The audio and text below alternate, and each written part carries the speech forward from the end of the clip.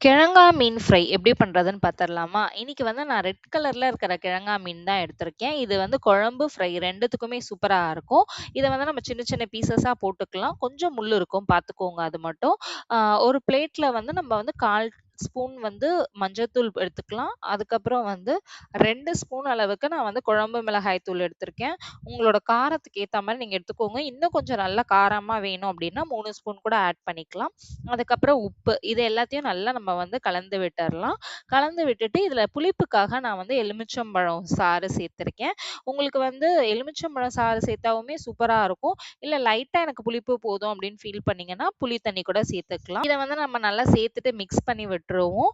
இப்ப வந்து இதில 1 ஸ்பூன் அளவுக்கு எண்ணெய் ஊத்திக்கலாம். அப்புறம் இஞ்சி பூண்டு பேஸ்ட் வந்து இதில கலந்துரலாம். இது ரொம்பவே சிம்பிளா செய்யக்கூடிய மசாலா தான். கொஞ்சம் தண்ணி வேணும்னா நீங்க பார்த்து அட்ஜஸ்ட் பண்ணிக்கோங்க. ரொம்ப டைட்டா வச்சுக்க வேண்டாம். இப்ப வந்து நம்ம நல்லா வந்து இதில மீன வந்து பெரட்டி எடுத்துரலாம் மசாலால. நல்லா இப்ப ஊறட்டும்.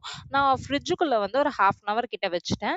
இப்ப வந்து டவா போட்டுட்டு நல்லா சூடானோனே நல்லா எண்ணெய் ஊத்திட்டு, இதில வந்து நம்ம 4லருந்து 5 பீஸ் வரைக்கும் போட்டுக்கலாம். இத நல்லா வந்து இப்ப சிம்ல வச்சுட்டு நல்லா ஃப்ரை ஆகட்டும் நமக்கு. முதல்லயே வந்து நம்ம மீன திருப்பி போடக்கூடாது. கண்டிப்பா வந்து ஒரு 3 டூ 4 நிமிஷம் ஆனோன மசாலா வந்து நல்லா ஒட்டியிருக்கும் அப்பதான் மீன்ல.